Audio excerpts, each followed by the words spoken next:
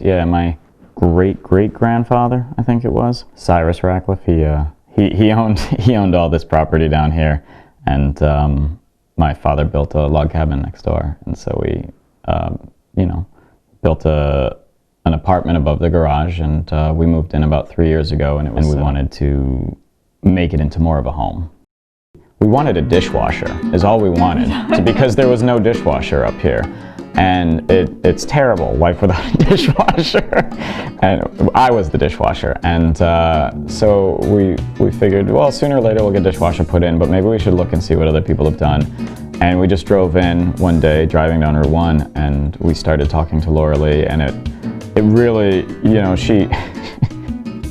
you could tell when she would realize what it was exactly we were looking for. And on at least one occasion, she says, "I know exactly what would be perfect for you." And she takes us over to a slab of stone, and she says, "This is the fantasy brown, and that would be perfect." And it was just the right thing, and that's, we went with that. And it was a little different. We didn't know that's something we would want. When we went there, we were looking at the available options, and we only know what we saw, which at other kitchens, and which, a consistently colored piece of stone or wood or something like that. But this is a little bit different, what we have, and it really appealed to us, and it gave us something to, something a little bit out of the ordinary.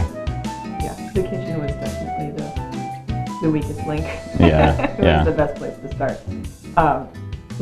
It's the center of the whole out front. So it was sort of a big project, but Dream Kitchen was really helpful in terms of bridging the gap between the look and feel that our apartment currently was, which is a bit of a rustic feel because we have a lot of wood, but I really wanted something modern.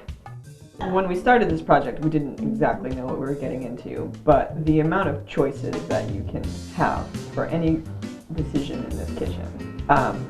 First she wanted to know overall what we were looking for, and Dream Kitchen had these big photos of different types of kitchens. So that was step number one that really helped. For each decision, when it came down to cabinets, she would say, okay, well, here's 3 I think you would really like. Let's make a decision. And then it's sort of, she curated well the decision-making process, which was really helpful for us. Yeah, I think we presented a challenge to her in a few different ways. One, Scott had an idea of what he wanted, and I had a very different idea of what I wanted. She helped us bridge the gap. She was very diplomatic about the whole thing. Yeah. And then the other thing was the size of the kitchen, which was very small, and space we were not using space efficiently before. And so she came up with a plan to really just have as many cabinets as possible and just cut down on all of the clutter that used to be in the kitchen by being able to hide a lot of it in the cabinet. So,